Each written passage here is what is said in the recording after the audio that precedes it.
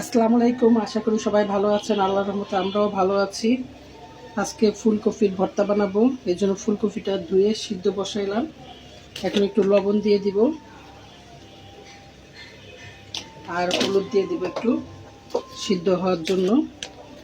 চুলায় গ্যাস একদম কম, তারপরেও কিছু করার নাই, রান্না করতে হবে। ফুলকপিটা সিদ্ধ হোক, ভিডিওটা দেখতে থাকেন ততক্ষণে। দেখি এটা মনে হয় সিদ্ধ হয়ে গেছে, একটু দেখে নিই। হ্যাঁ, সিদ্ধ হয়ে গেছে। চুলাটা অফ করে দেই, অফ করে দিয়ে এটা উঠাই নিই।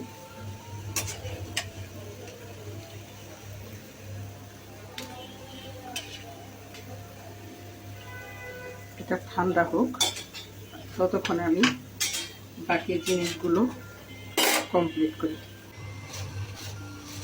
কয়েকটা মরিচ ভেজে নিই।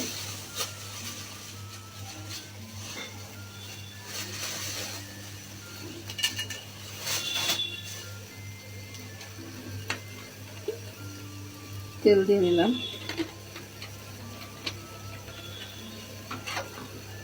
মরিচগুলি ভেজে নেব। মরিচগুলি ভাজা হয়ে গেছে, এখন উঠাই নিতেছি। এই কড়াইতে আবার পেঁয়াজ ভেজে নিব।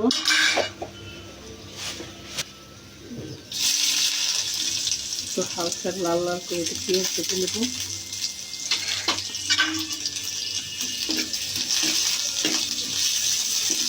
পেঁয়াজ একটু বেশি করে দিলাম, আপনাদের ইচ্ছা হলে আপনারা দিবেন বা কমও দিতে পারেন, কোনো সমস্যা নেই।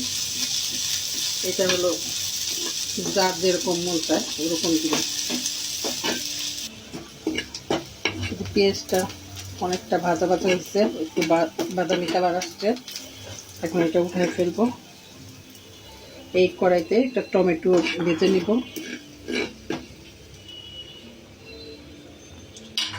এখন একটা টমেটো দিয়ে দিলাম, এটা হালকা একটু ভেজে নিই।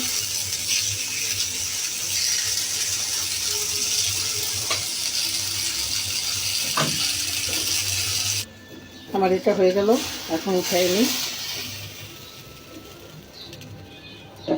ভর্তা বানাবো এখন। আরেকটা লাগবে, সেটা হলো একটা সিদ্ধ করা ডিম লাগবে। এখন আমি ভর্তাটা বানিয়ে নিতেছি। ভর্তা একটু ঝাল ঝাল হলেই ভালো লাগে, আর আমার বাসায় ভর্তা ঝাল ঝালই সবাই খুব পছন্দ করে, কারণ ভর্তা মিষ্টি মিষ্টি ভালো লাগে না।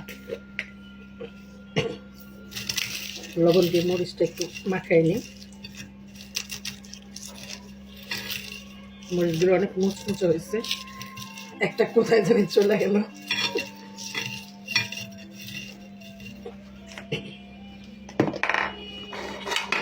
এরপরে পেঁয়াজ,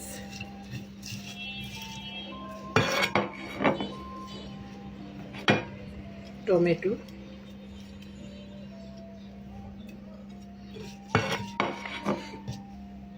টমেটোর এই ছোলাগুলি উঠাই ফেলবো। আমি শুধু ফুলগুলি নিব, শক্ত শক্ত ডাটাগুলি নিব না, কেন আমাদের বাসায় আবার আমার হাজব্যান্ড এই ডাটা পছন্দ করে না ভর্তায়, এই জন্য শুধু ফুলগুলি নিব। অনেকে আবার বলবেন ডাটই তো মজা, ডাট না খেলে কেমন হয়? ভাই, যার যার হাজব্যান্ড যেরকম ওইরকম করে তো বানাইতে হবে, বলেন?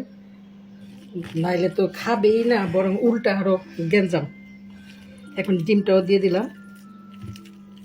ডিমটা পুরোপুরি আমি ভাঙবো না, একটু আস্তে আস্তে থাকবে।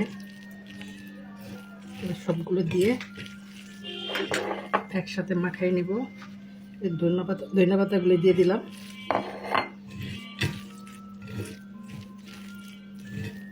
এখন সরষের তেল দিলে আমার ভর্তা কমপ্লিট।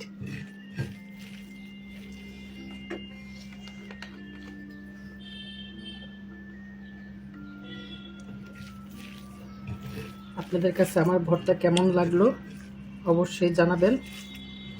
আল্লাহ হাফেজ। গরম গরম ভাতের সাথে খাবেন। আল্লাহ হাফেজ। আসসালামু আলাইকুম।